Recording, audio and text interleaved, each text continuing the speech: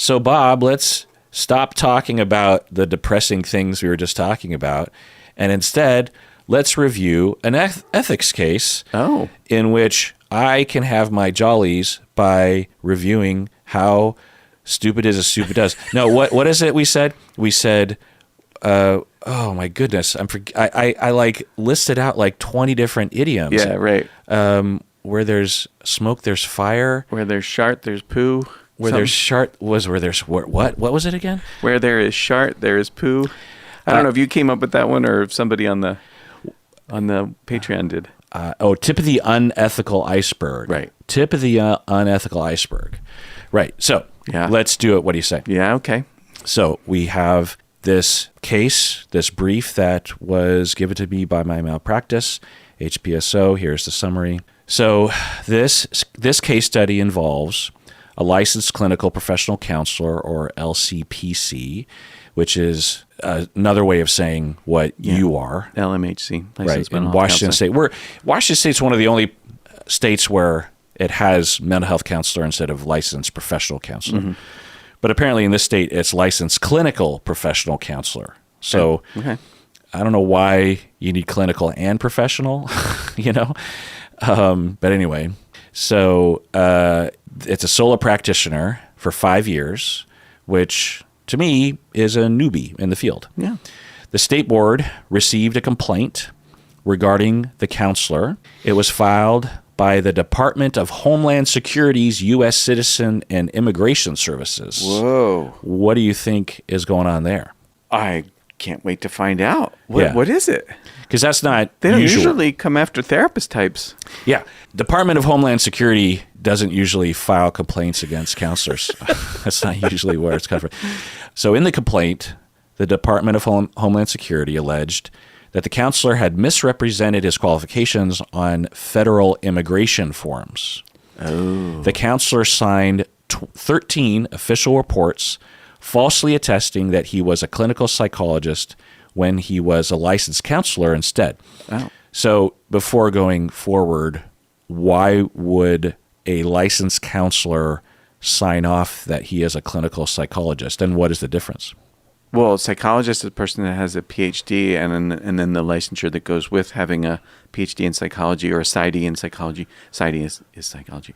Anyways, and a professional counselor probably has a master's degree, may have more education than that, but is licensed as, what do you call it, a master's level clinician? Is that what you say or no? Mm-hmm. Yeah. Yeah, okay. Yeah, and just an asterisk is that psychologists have been trained as psychologists, right? Which has additional training areas like in assessments and report writing, where counselors typically do not. Do not have that, yeah. Counselors can provide reports that psychologists can do, but they need a lot of additional training, and some of the testing and reporting might be off limits to them. Right. But anyway, so why would someone say, hey, when they are submitting a report about immigration, why would they say they're a psychologist instead of just admitting they're a licensed counselor?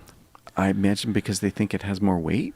Yeah. Or because maybe Homeland Security won't recognize somebody that's not a psychologist. Like Medicare does not recognize my licensed social workers and psychologists, but not licensed counselors. So maybe it's that. I don't know. Yeah, that would be my assumption. Yeah. And by the way, this is what the complaint about me said. The person who complained about my license, they claimed that I represented myself as a licensed psychologist and that I use the term doctor when I shouldn't use the term doctor because I'm not a physician. And apparently in other countries, only particular professions can call themselves doctors, whereas in the U.S., anyone with a doctorate could call themselves a doctor. You can have a doctorate in maybe a ridiculous, like you could have a doctorate from a really shitty university that offers degrees for minimal class time, and you could still call yourself doctor, legally speaking. There's doctor in theology, Dr. Martin Luther King, right? That's street legal. I had a gym teacher in high school. I had a doctorate in exercise science. Yeah. So he wanted to be called doctor. Yeah. He was a dick. But apparently in other countries, you have to be a physician or other kinds of things. So maybe it was someone complaining about that. And also, I never represented myself as a licensed psychologist because I'm not. I remind everyone I could be a licensed psychologist if I just took the test, but I don't care to. And at this point, it's sort of like I have friends who have been together for like 30 years and they're not married as a couple. And they will frequently field questions such as, why haven't you gotten married? Or it's been so long, why don't you just have a legal ceremony at the courthouse just so you could be married, so you can have all the normal kinds of legal designations, whatever, blah, blah. And what they will say sometimes is, about 15 years ago, they just started to dig their heels in a little bit and say, I'm just so tired of everyone needing us to get married that I want to stand against the tide and say, we're just not going to. What's the difference? And what they're saying is, if people hadn't pressured them, they might have done it a while back. Right. But they're just like, fuck you. So when it comes to becoming a licensed psychologist for myself, it's a bit of that. Yeah. People are like, well, how come you haven't taken the test? Because it's a little bit of studying and you take the test. And I'm just like, well, fuck you. I don't need to. Like, what's is the benefit?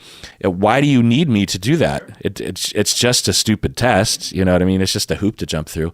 And so I don't care to. I don't benefit from it. You seem to really want me to do it. People don't pressure me as much as they would my friends who are not I feel like married. I should start now. Okay, so the board investigated the situation because there's this allegation that comes in that says that this licensed counselor said that they were a licensed psychologist. Huh. So the review by the board revealed that the forms specifically instructed that, quote, only medical doctors of osteopathy, or clinical psychologists licensed to practice in the United States are authorized to certify this form. Oh, well, shit. Yeah. In addition, each form included a, quote, medical professional information section where the counselor indicated that he was licensed as a, quote, clinical psychologist, Woof. though he listed his counselor license number. At the end of each form, well, what are you laughing at? What's He's just making like a trail of breadcrumbs, very easy to follow, Right. So he's saying, I'm licensed as a clinical psychologist, and then he lists his counselor license number, which makes it look legit. Uh-huh. But if you looked up the license number, it'd be like saying, I have a Maserati, here's the VIN number. VIN number, right. But it's a VIN number of an old Honda Civic, but you wouldn't know that unless you looked up the VIN number going on. At the end of each form, the counselor signed and certified under penalty or perjury that the information he provided on these forms were true and correct. Yeah. So, Bob, before moving forward, why in the world would a counselor take this risk on an immigration form? I got to go with just plain stupid. Like, it's just too easy to be nailed for it. That why would anybody be dumb enough to take the risk? So, the stupidity, but why would they even take this risk? They must have known it was a risk, right? I should think. So what benefit do you think a counselor would see? I think it's got to be money. They were charged a lot of money for these evals that demonstrated that a person shouldn't be deported. So they've got a potential population of very desperate people who will probably work their asses off to scrape together enough money so that this motherfucker can line his pocket. Okay. Let's go on. Board I don't know if we ever get an answer to that question, but I think that's a fair speculation. Yeah. And another speculation is that it's an act of advocacy. Could be. Maybe even he wasn't even charging if he believes that these folks won't be able to get access to a licensed psychologist. Yeah. But I don't know. I don't know if they get into it here. I wonder what happened to them. The people. Yeah, they don't go into that. Yeah. Going forward. Board investigators also reviewed the contents of the website advertising this practice. Uh-oh. The counselor frequently referred to himself as a, quote, this is in Spanish, so I'm going to butcher it, but it's Psicólogo de la Comunidad Latino, which translates as psychologist for the Latino community. The services he reported to offer included clinical supervision, immigration assessments, and psychological therapy. The website stated that the, quote, immigration assessment services the counselor offered consisted of, quote, psychological evaluations to support, quote, immigration cases of U visas, T visas, cancellation of deportation, hardship waivers, Violence Against Women Act, and asylum applications, end of quote. So it is in line with what you're saying, that these evaluations are to address residency and deportation, and he is claiming that he's a psychologist for the Latino community and that he offers immigration assessments, which are typical. Well, I know people who aren't psychologists that actually do that kind of work, but I think maybe they've updated it or something because they're the only ones who are able to do it. But I know someone who wasn't a psychologist who did this work. I did this work. Where you filled out these forms? Yeah, but this is 20 years ago. Right. Maybe it's changed. It's probably changed. Anyway, a board investigator interviewed the counselor under oath, and when we come back from the break, we'll talk about what the counselor said. Ooh. All right, we're back from the break. So, a board investigator interviewed the counselor under oath. The counselor admitted that he was only licensed as a counselor. The educational background was a master's degree in mental health counseling. Mm-hmm. He stated that Psychologo, I don't know how to pronounce that, but psychologist in Spanish could mean psychologist, but it could also mean psychotherapist or mental health counselor. Mm-hmm. And the term consejero, Berto should be here for this. Yeah. Consejero, so I think counseling, is understood to mean, or a counselor, is understood to mean a person who gives advice, not necessarily a professional counselor. Oh. The counselor asserted that it was a better descriptor of the profession of a counselor. So essentially what he's saying is, to you Americans, it might, or to you English speakers, it might make sense to you that I should be advertising myself as a consejero, but in Spanish, it isn't necessarily someone who is a professional. So there's only one word in my language that advertises myself more accurately, and that is the word for psychologist, but it's a broader word in the Spanish language. Fine, but you're saying that you do these evals on your website. That, and when you fill out the form in English, you check the box that say you're a clinical psychologist. Yeah, right. Which is in English. Right. Going on. The counselor admitted that he had completed hundreds of these psychological evaluations for clients involved in immigration cases, not just these 13. Wow. He admitted that he had intentionally indicated that he was a clinical psychologist, even though he was not one. He did so because it was the closest term that he could find that described his role. So what do you think about that? I'm like, what is motivating this guy to put his life in this much jeopardy? Yeah. Like, now what? Right. The closest term that he could find that describes his role. If you were in another country, okay, maybe, but you're in the States, you're licensed in the States, right? And in the States, there's a clear line between a licensed clinical psychologist and a licensed clinical counselor. Yep. And you're using this weird language loophole. So either you're really dumb or you're making shit up, either in your head or in defense of yourself. Yeah, it's willful. Going on. He said he did not send any federal immigration forms directly to the Department of Homeland Security. Instead, he sent the reports to the client's immigration attorneys or directly to his clients, and they would decide whether or not to use it or not. Oof. What do you think about that? Well, of course they're going to use it. What else are they going to do? Well, also, they don't necessarily know you're lying. Yeah. They don't know the rules. And supposedly what? Then the onus is on them to know the rules and to know that they just got hoodwinked? Right. So I've heard this before, and this was told to me early career, that if you, I mean, not this specifically, but this practice of avoiding liability by handing the report directly to the client, and then they can do with it what they will. There are situations where that is a viable strategy to avoid pissing off a client and avoid confidentiality breaks, because if you give it to the client and the client chooses to share it, then they're choosing to share that personal information. Yeah. But anyway, so going on. The board concluded that the counselor had willfully filed false reports, misrepresented himself in the course of practicing counseling, and practiced outside the scope of a counselor. Yeah. The counselor admitted to violating the State Practice Act and agreed to a 3-month suspension of his license, followed by a 3-year probation and a $1,500 fine. Wow. What do you think? He got off light. Yeah. 3 years of supervision? No, probation, not supervision. Probation. Probation just means don't mess up again, or else we'll throw the book at you. So, oh my, $1,500 fine? This guy got off light. Yeah, right. What would you do if you were the board?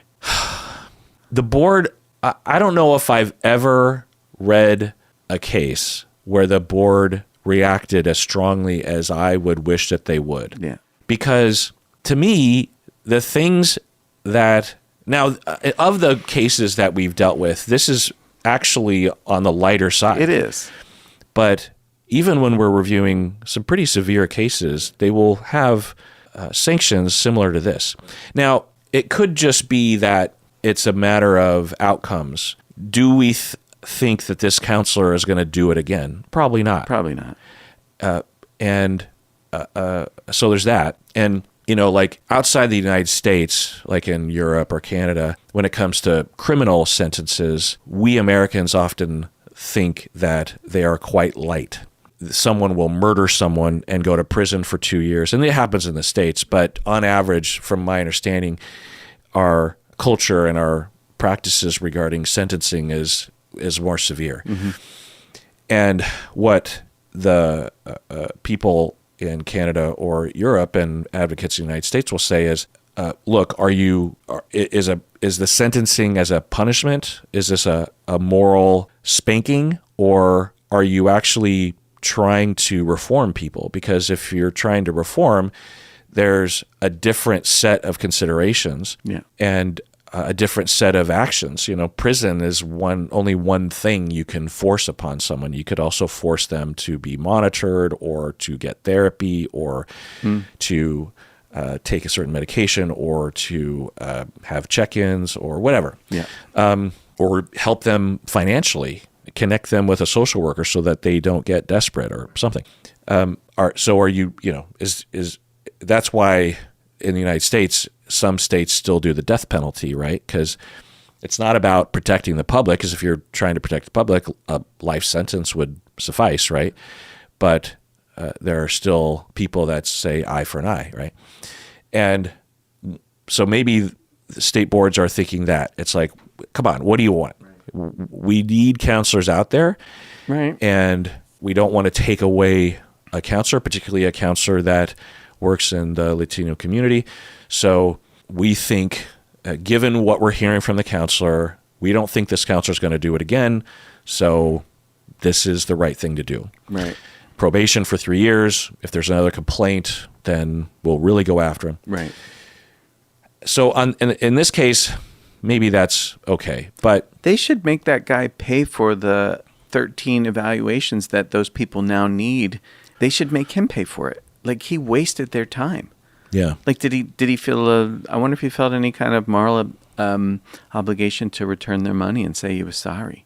Like, because, you know, maybe I'm trying to do good, but if I fuck somebody over, they are indeed fucked over. Yeah. Right. Yeah. I don't even know what the outcome would be for those other folks. Yeah.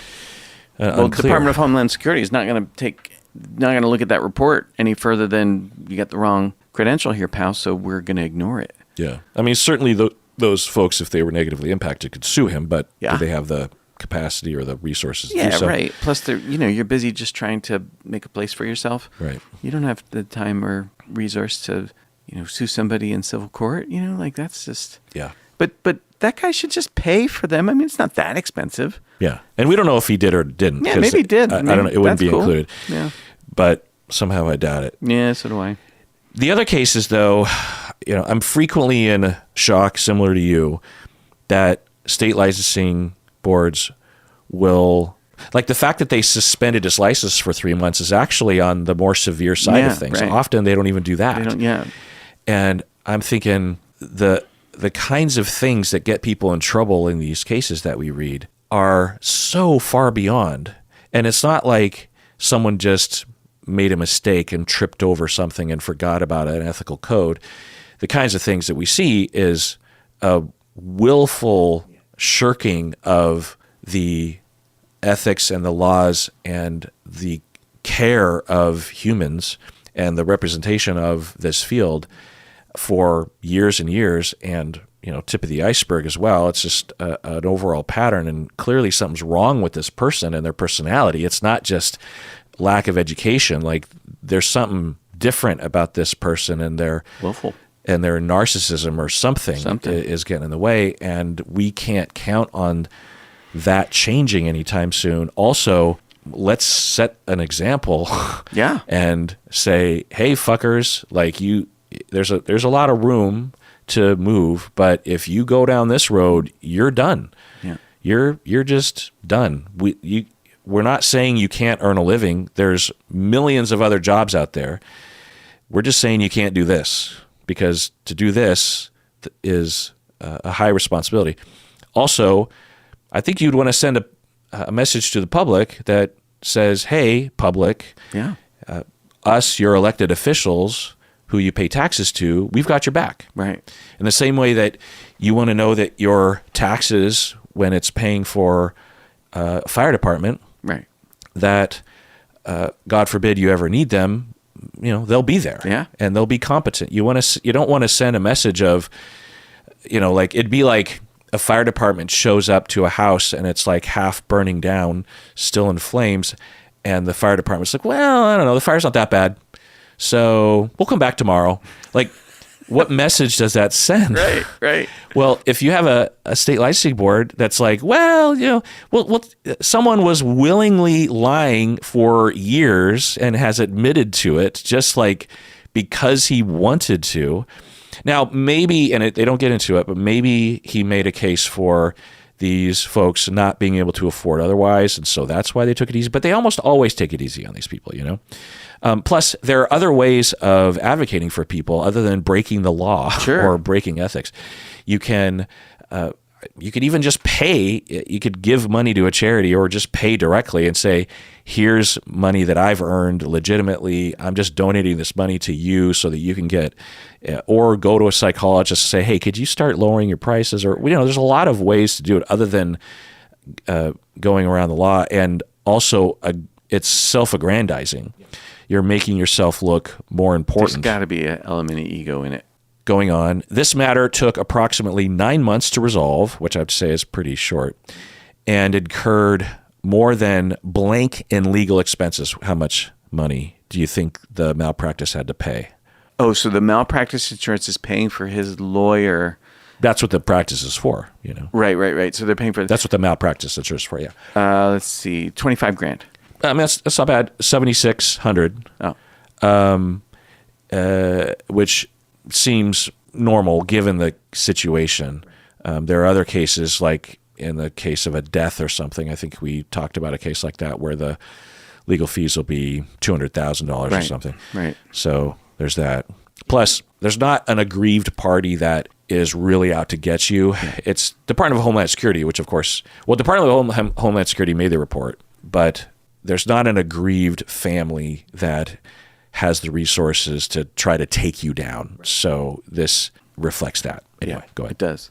Do you think, what do you think that guy's going to do for malpractice insurance going forward? Well, presumably HPSO will still insure him, but the cost might go up, similar to when you get in a car accident and your auto insurance goes up. Yeah. Wow.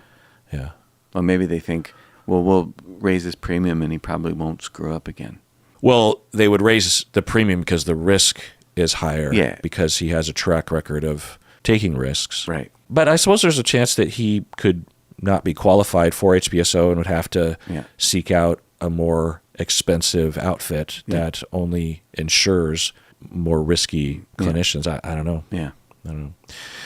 So let's take a break. When we get back, let's review the recommendations. What do you say? Sure. All right, back from the break. So, recommendations. The first recommendation that I have, and it's in line with what the brief was getting at, is that you want to understand the various labels of professionals, psychologist, counselor, etc. And when in doubt, consult an expert. If you're starting to play around with things because you're interpreting that through Spanish, it gives you this da-da-da, talk with an expert before moving forward. The other, especially because it's not like he was mistakenly putting himself down, right? He made this mistake that made him look more important. More something. Yeah. More marketable. More prestigious maybe in his own mind. Right. Yeah. Or go back to school. Yeah, sure. That's a possibility. Become a psychologist and take that stupid test. Yeah. EPPP. The other recommendation is don't go outside your competence and training. Yeah, that's a good one. And this happens all the time with these kinds of reports, not just immigration reports, but reports that are on behalf of a client, because so many people care about their clients, and and their clients will naturally ask their therapist to help them, and the client's lawyers will take anything they can get. It's sort of a catch-22 because for counselors and social workers and marriage and family therapists who are, depending on the situation, but typically they're not authorized and qualified to provide reports that are used in court to make a case of something like custody or something, or even attesting to a diagnosis, depending. But they are not trained in that, and therefore they don't know that they're not qualified because they're not trained in it. You know what I mean? Yeah. Like if you talk to psychologists who are trained in it, they know that counselors and marriage and family therapists are not authorized to do that, but that's because they've had all that training. Now, obviously the solution is you give a little bit of training to the master's level folks and say, you can't do this. But, 10 years later, you really like a client and you really want them to win in court, and maybe they deserve to win in court. Mm-hmm. And all you got to do is write a little report saying that you believe that your client is X, Y, and Z. It's a temptation. Yeah. But in the marriage and family therapy ethical codes, it has been explicitly added as a category of ethics as one of the codes that you're not supposed to do this. And the last recommendation is don't engage in false advertising. Yeah. And this is driving me nuts, and it's getting worse. People are falsely advertising. Why do you think I think it's getting worse? Because the interwebs? Yes. Because anyone can make their own website. Yeah. And that's a good thing. Yeah. But that means that anyone can make their own website, including charlatans, including people that don't know what the words mean. Yeah. And also, people don't necessarily know that they're false advertising. Yeah. There's a lot of people, I would contend, that claim that they understand how to treat trauma, and they don't know dick about how to treat trauma. In fact, they're probably harming people. Right. So it's this wild west out there. Plus, there's almost no oversight. In fact, one could argue there is no oversight on the internet. No, there isn't. You can put whatever you want up. Right, but if there was a problem, what's supposed to happen? If someone were to, who do you report to? Like, I guess the state ethics board, maybe you could report to them, but it's a state licensing board. The licensing board, yeah. Yeah, right. That's who you would report. That's the only. I mean, you could go straight to the clinician, I suppose. Right. But aside from that, I always tell my clients to just come straight to me if I did something that they didn't like or they found confusing or uncomfortable or whatever, that they give me a shot at it, at repairing with them. And I also tell them, and here's who you contact if you decide you want to, and it's fine. Right, which is the state licensing board. Right. I will not retaliate if you do, and right. Yeah. We all need to make that clear to our clients, written and verbal.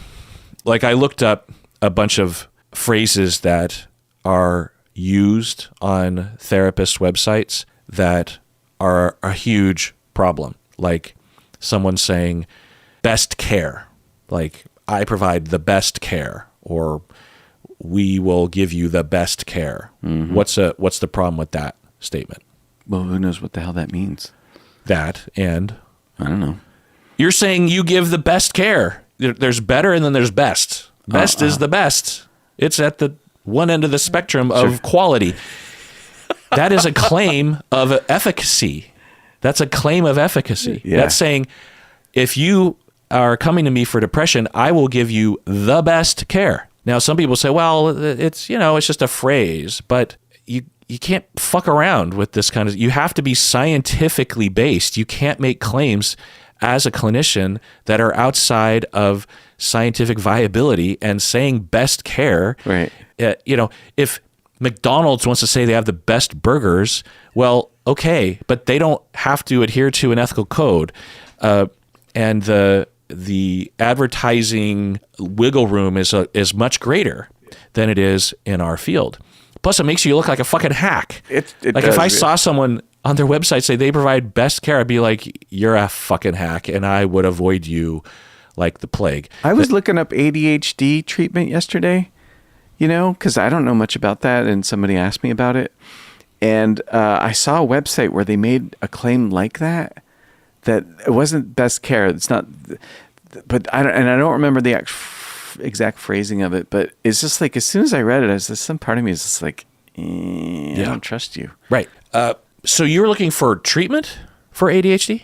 Eval and potential treatment. Right. Yeah. Eval. Right. Because you asked me and I said I didn't have anyone open.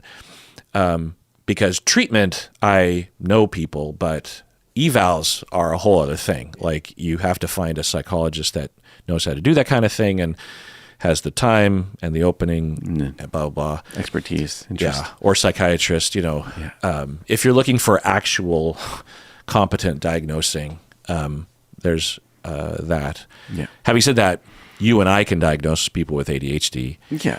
But obviously not for medication, but if you and I know enough about it, which I am trained as a psychologist, I have done that kind of work before. But anyway. I'm not, and I don't.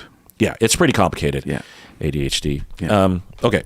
Oh, did you see that? Remember that scene from Napoleon Dynamite where Uncle Rico is showing them the video of the him throwing footballs, Yeah. And Napoleon's sitting there saying, this is probably the worst video ever made. Yeah. and Kip says the funniest thing. He's like, come on, Napoleon, like that could even be known. He doesn't say, it's a good video. He's like you could actually know what the worst video is. It's a fucking riot. Oh my God. Yeah. I forgot about that scene. That's funny. Come on, Napoleon, like that could even be known. Yeah, and it's so funny because it just blows right past you. They don't pause for a laugh. And it's absolutely the way that the specificity. But anyway, yeah, I love that movie. One of my favorites. Very funny. Another phrase is highest quality.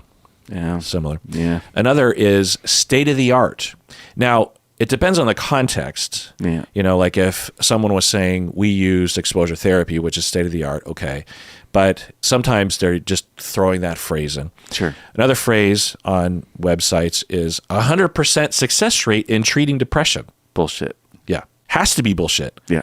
If you had a treatment model that provided 100% success rate, we would be clamoring to study what the fuck you are doing, my friend. Yeah, just an incredible, that's a very specific claim, but it'll be on websites. Shit, man, my disclosure statement says I can make no guarantee that this will help at all. In fact, that's the ethical responsibility that is clear and taught to us, that all of us need to say something along those lines. We have to operate and advertise from the science. Like I said, McDonald's, they're not held to that ethical responsibility. They're held to a legal responsibility. There are certain laws around advertising and FDA regulations around that, but they're a lot looser, and it's explicit and important that we follow those principles, but a lot of people are not.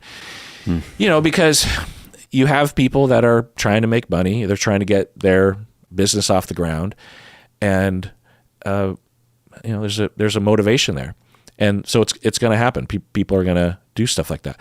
Another phrase is revolutionary therapy method, which is less of a problem than some of the others, but still, sounds like bullshit. You look like a hack to me. Yeah. Another is, this herbal supplement will cure your depression in a week. So this drives me nuts, and the checks and balances are simply just not there for a number of reasons. One is culture of our field. I think we are so we self-police largely. Licensing boards are, the people on the licensing board volunteer, I think, as clinicians from the community. Yeah. And we are dedicated to policing ourselves. We make our own ethical codes. We enforce our own ethical codes. We teach our own ethical. There's not an outside agency that's forcing us to do this. We decided to do this to ourselves. We establish a standard of care. We will often report people that are not following standard. But the problem is that if you are dealing with a lot of insecure, poorly trained people, everyone gets paranoid about being implicated, and therefore it's just better if the culture ignores a lot of problems because you're worried your turn is next. It's similar to the patriarchy when it came to rape and sexual harassment allegations. There would be a lot of guys that would say, well, I've never raped anyone, I've never sexually harassed anyone, and let's say that they hadn't.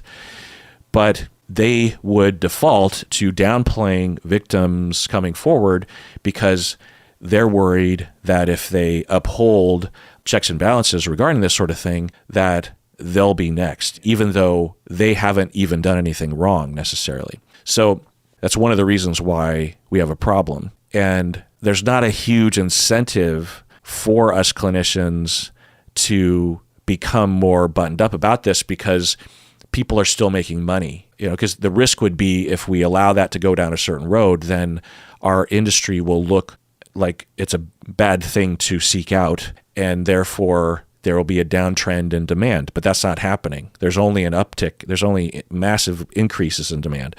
So there's not a huge incentive to pay attention to this and focus on it. Other than the moral and altruistic consideration of the protection of the public, and also to all the rule followers out there, which is most people. Do you want everyone else? I mean, all the therapists that I know are too paranoid about the rules.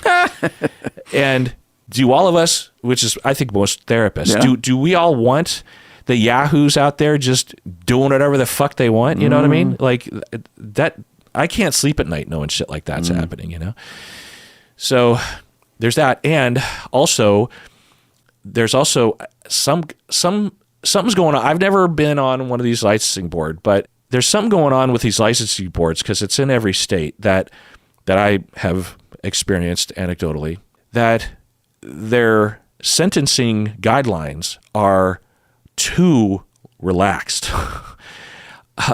They seem to react slowly, or sometimes they don't even react. Like in the case of the Shriek Next Door, if you're familiar, I reviewed that whole case. It's a famous case. There's a TV show about it.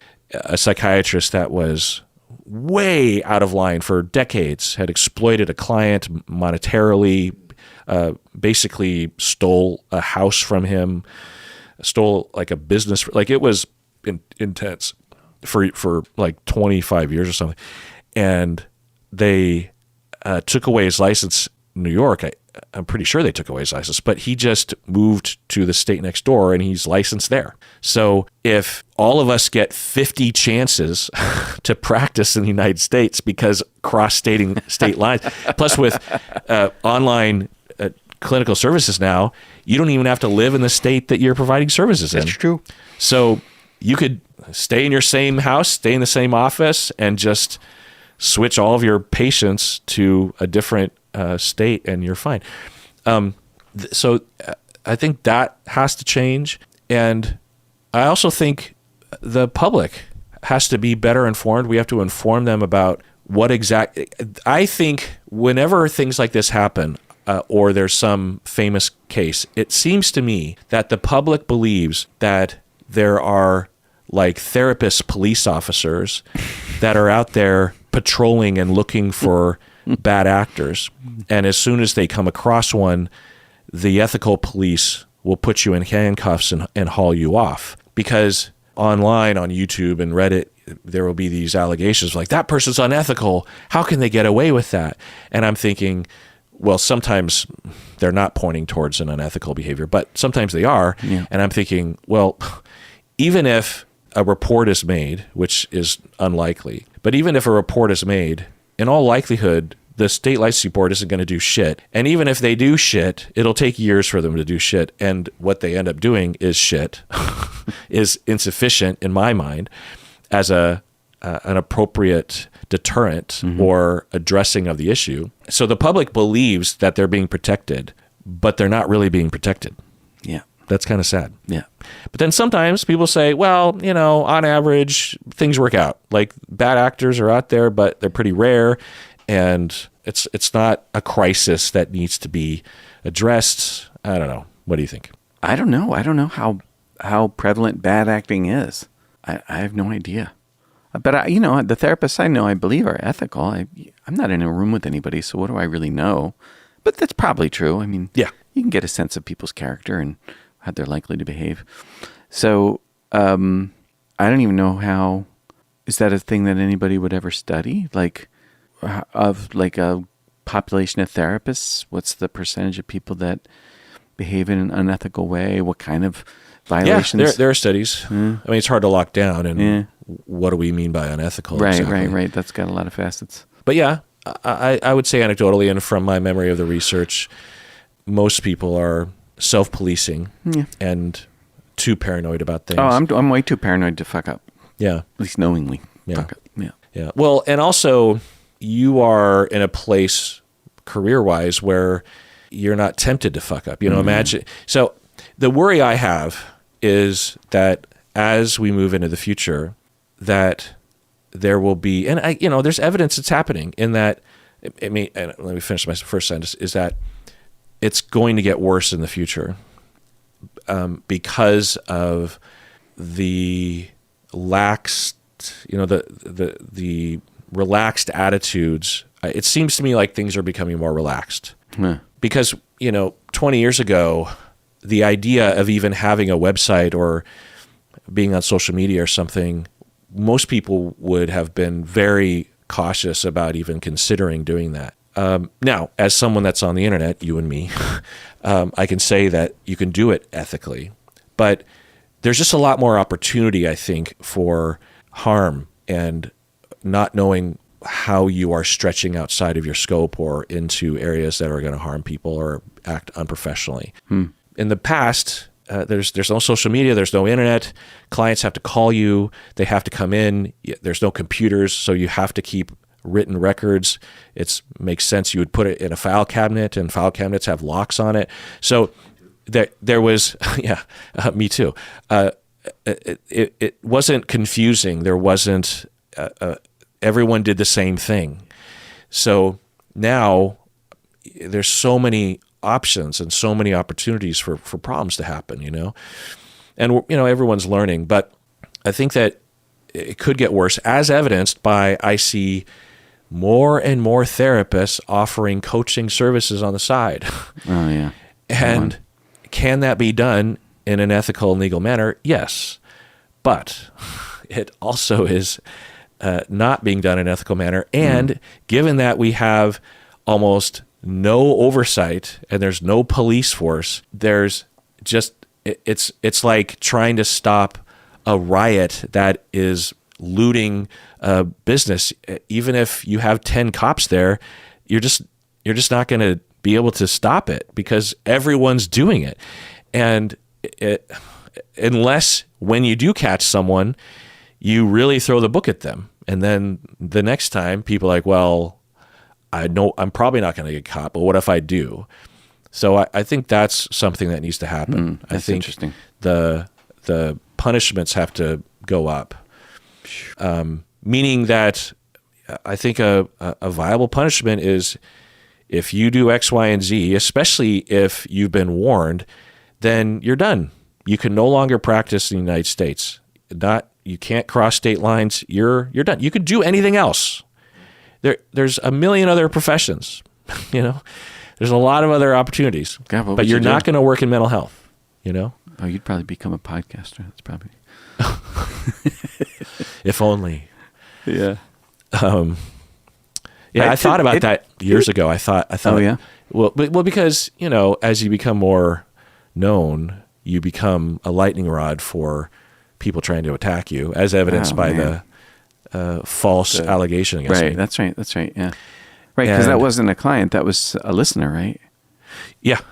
Or it might have not even been a listener. Because there were people 2 years ago during the Johnny Depp Amber Heard trial that were attacking me who had never watched or listened to anything I had said, because there were Reddit groups that were dedicated to attacking enemies, and there was a hit list that was made, and I was on the hit list. Shit. Yeah.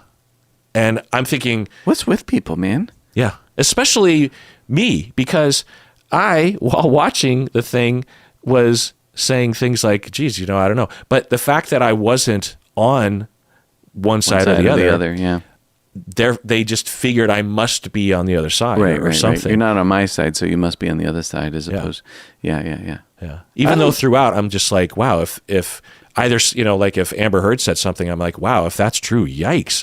And Johnny Depp would say, I was like, wow, if that's true, yikes. Yeah. That's all I was saying. Right. Wow. I might become an accountant. Well, yeah, I think we've talked about this. Yeah. I think someone asked like what we would have been if we didn't become what did you clinicians. Say? I don't know. I could have seen myself becoming an accountant. I like doing that kind of stuff. And I'm trained. My BA was in business, and we took a lot of accounting. Yeah. I mean, why would you become an accountant again? Tell people. I like that stuff. My dad was a CPA, and actually one of the few areas in life where we would connect would be talking about both of us running our own business, and also him teaching me accounting. And his demeanor, or I don't know what, the sense of the vibe between us was a hell of a lot better when we talked about those things. There was more reciprocity. So meaning that he would show interest in you. Yeah. That's right. Yeah. And he was very helpful to me when I was getting started, and he was teaching me about bookkeeping. And then, he'd probably love what I'm doing now. I'm using GNU Cash. What's that? It's a double entry bookkeeping system. For bookkeepers. For bookkeepers, yeah. And for people that run their own businesses. And it's different from QuickBooks, which I am migrating away from because it's a big pain in the ass. Why is it a pain in the ass? Well, because, oh God, are we going to get into this? Okay, fine. I think you told me either on or off microphone. Off, yeah. Because I use QuickBooks, and yeah, I'm trying to, it does have its problems for sure. Yeah. Well, I used the desktop version. The online version I couldn't adapt to, and then I hired some third party. I bought into some meaning that they discontinued the desktop version. Yeah, they don't support it anymore. They discontinued it, and mine stopped working when the operating system on my computer updated.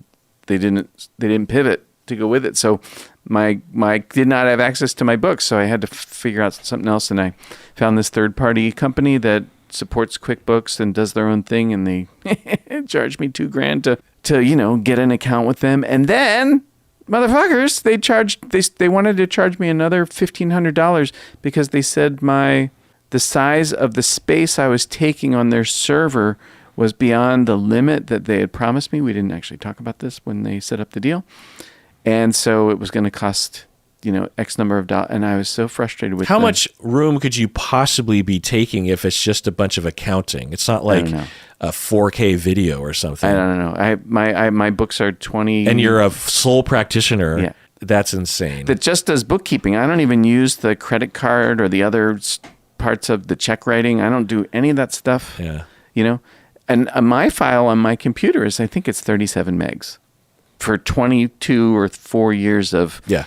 I actually like QuickBooks quite a bit, and I used it for years and very happy with it, but I can't access it reliably anymore. So now I actually use both. I do QuickBooks and GNU Cash because they say I only have so much space. They didn't actually, I said to them, no, I'm not giving you any more money. And I think this is, and I said, I want you to give me more space on the server. And no, I don't want to give you any more money. And they said, okay, we'll give you so much more space. I don't even know what that means, but they said it'll run out. So I don't know when it'll run out. So now I just use both. Yeah. Well, look up enshittification, the concept of enshittification.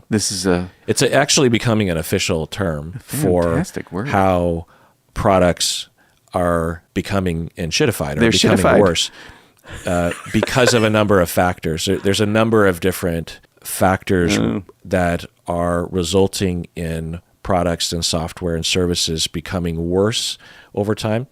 One of them is that these companies, due to dollar signs and profit, will route everyone to use the online services because then they can charge more. They can get you to pay monthly services because if you just buy the software, that's just one fee. But if they can lock you in literally for the rest of your life, like a streaming service, then they make a lot more money, and also they can bank on money in the future instead of one lump sum, that kind of thing. Yeah. And then when every accounting software does that, because they all kind of soft agree that they're going to do that, then us as the consumer, even though it's 30 years later, we have shittier products as a result. It's called enshittification. Wow. So you had a product, a software that you purchased that was not told to you upon purchase that, by the way, when your computer updates its operating system, which we all understand happens on a periodic basis, this product will become completely unusable and you're fucked. But why didn't you like the online version? I didn't understand it, and I couldn't adapt. I couldn't move my books over. It was different. Yeah. They said you can. They said, just do this. I did it 3 or 4 times. I mean, I signed up for QuickBooks Online literally 4 times, and I was like, okay, I'll do it. No, I don't want to do it. Okay, I'll sign up. And then I sign up, and I'm like, no, I'm canceling. And because I couldn't get my data migrated over, and I didn't know how to use that program, and I didn't have time to learn it. So GNU Cache, Tony's Chocolate and GNU Cache. There, I've done my... Tony's Chocolate is becoming really popular, apparently. Yeah. I didn't know. It is delicious. Everyone's talking about it. Yeah. But what would I do if I were... Oh, I was saying that 10 years ago when I started to become concerned that as I became a slight public figure, that I would have a complaint which would lead to me losing my license, which, as we've reviewed in this case, is almost impossible to happen. Pretty much, yeah. But I would worry about that, and I started to think, well, I guess I could become a non-licensed content provider because, I don't need a license to be a content provider. No, you do I don't not. need to practice, not to compare myself to Dr. Phil for a number of reasons, both good and bad. But that's essentially what he is. He used to be a clinician, and then he let his license lapse, I believe, like 25 years ago, because he was no longer practicing, and he just switched to media, Do you think that the show that he does, though, is a kind of practice? It's... No. Oh, okay. No. Why? Oh, because he does these interventions with people on his show, don't he? Well, there are allegations that he is doing treatment on the air, exploiting people. So this is another side of things, is that the public believes that if including clinicians, that if a non-licensed, and this is happening more and more too, a lot of coaches are actually, that aren't licensed and aren't trained in anything, are doing clinical services and advertising clinical services. They will say that they treat ADHD or whatever, or trauma. And there's this perception that there are law enforcement officers that will descend on these folks and haul them off to jail. But from my anecdotal experience, they don't do shit. So it's the Wild West. Yeah. So, if people can get away with things, then people are going to get away with things, and they are getting away with things. That is human nature. Yeah. And the only recourse we really have is to advertise, there'll be groups of people that will start talking about, so, look at this person, and on social media there'll be this person's false advertising, and you just have to hope that it impacts them negatively enough monetarily such that they change their ways or something. That's pretty much what's happening now, and that's a pretty bad way of monitoring these sorts of things. But it's more in shitification. Yeah, there should be a well-funded federal agency that monitors this sort of thing, Like the fact that Elizabeth Holmes with, what was her business called? Theranos, yeah. The fact that they got taken down was because after years of not being taken down, and they certainly should have been taken down because they were committing fraud and harming patients. They got taken down because there was a well enough funded federal agency that looks into these kinds of things. And once they looked into it and they have the authority to shut them down, that was the only time, even though there were a lot of whistleblowers and there were a lot of other people that were coming, the one thing that actually works is government regulation and oversight. And you need laws and you need money. And in our current political landscape, that is not going to happen. I thought she got kind of a raw deal, not because she wasn't dishonest. She seems rather despicable to me, the thing that she did. But she went to prison for, I don't know how many years, bunch of years or whatever. And they don't do that to men. Like, men seem to be able to get away with the same bullshit and somehow duck prison time, right? Like, but somehow I always thought it's because she's a woman that she got shit on. Not that she didn't deserve punishment. It's sort of like maybe what's really true is men that get away with it deserve equal punishment, and they just escape it somehow. Yeah. Certainly there are a lot of cases, like during the housing crisis in 2008, all the financial fraud that was occurring. Right. Terry Killinger, that's the guy that ran WAMU. Nope, no prison time. Oh, yeah. There's dozens, hundreds of thousands, perhaps, of people that were knowingly committing fraud. Yeah. Didn't have any punishment, and also might have even benefited by getting bonuses soon after. Without doubt. I think from my memory, there's one low-level guy that went to prison at WAMU, right?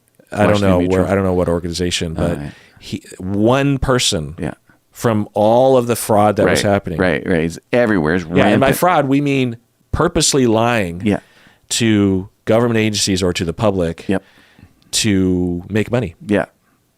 Colleen worked in that industry, mortgage lending.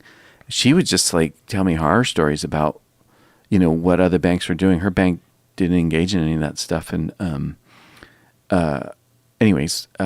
just awful. Yeah. I remember when I was buying my first house in 2004, I was told by loan people that since I was self-employed, I just had to state my income. Stated income. Me too. Same thing in 2004. And I thought, wait, what? So you don't need a No, we don't need any proof. I'm like, so if I said I earn like $1 million a year, I would qualify for a bigger loan. They're like, well, let's not go that far. But I'm like, is that what you're saying? They're like, yeah, essentially. Yeah. And I thought, well, they made it make sense to me in that they were saying, well, when you're self-employed, you say have $100,000 revenue, and the incentive is to take down your profit of the business so you pay less taxes. So you do a lot of different things, like you pay for a home office and you buy a car that you mostly use for business, but you use for personal at times. And so you are you're reporting to the federal government that your income is $50,000, but that isn't really reflective of your financial power to sustain a level of mortgage debt, right? If we go off that 50 grand, you would only qualify for a house at this level, a loan of this level.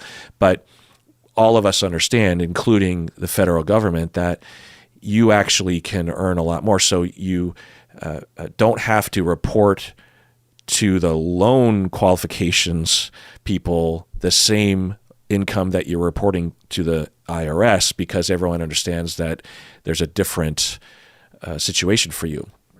And so I said, oh, yeah, that does make sense. But that, of course, leads to fraud. And also to people telling homeowners, because they're incentivized to get the deal through because of commissions and stuff, to have you burdened with loans that are outside of your capability to pay. Plus, they're buying into the propaganda that your house is just going to continue to appreciate, so there's no risk here. And they're pumping that into the consumer as well. And yeah, that same thing for me at the same time. Yeah, and that's why you can't do it anymore. Yeah, like, well, I heard it's coming back. Oh, really? Stated income, yeah. Really? Yeah, I know. You'd think we'd have learned, but we don't. Wow. We just make the same dumb mistake over and over again in the name of short-term profit. Wow. But that's human nature. I mean, it's bullshit. That's why you have laws and government regulations, because you can't depend on human nature to correct the ship. But the humans keep just backing off. It's also human nature for people to steal and kill. Yeah. But we don't roll back laws on murder and stealing. But we do on this sort of crime. Because money, and people with money can pay the politicians and the lobbyists. Murderers and people who shoplift don't have lobbyists, but people who defraud the people out of their retirements do have lobbyists and do have power. They don't have a murder lobby, but they do have these financial incentive lobbies. Yeah. Oh, that's really And which laws tend to get rolled back? Yeah, right. Yeah. Yeah. Yeah. Like rolling back laws on child labor. Yeah, that just happened, didn't it? In some states, in some, not in Washington, but in other states, or in some cities. And yeah, because they want to make more profit, and young people are willing to work for less money. Yeah. All right. Well, we started depressing, we continued with depressing, and now we're ending with depressing. So, Bob, say something uplifting, please. I'm sorry, patrons, that you had to sit through all this shit. Something uplifting. Well, we're alive. There's still good in the world. We don't have to be defined by our selfish nature, and we can aspire to something better. We can do that. And each of us has that possibility right now. So do something good today. And most people are good. Yeah. Well, I don't know. Are they? I believe that. I think most people are people. So some people aren't people? Some of them people ain't really people. No. But, our nature isn't pretty in many respects. We're xenophobic, we're warlike, we're selfish, we're self-centered. We are all these things. As a whole, as groups. As a species, yeah. When we operate as groups. Yeah.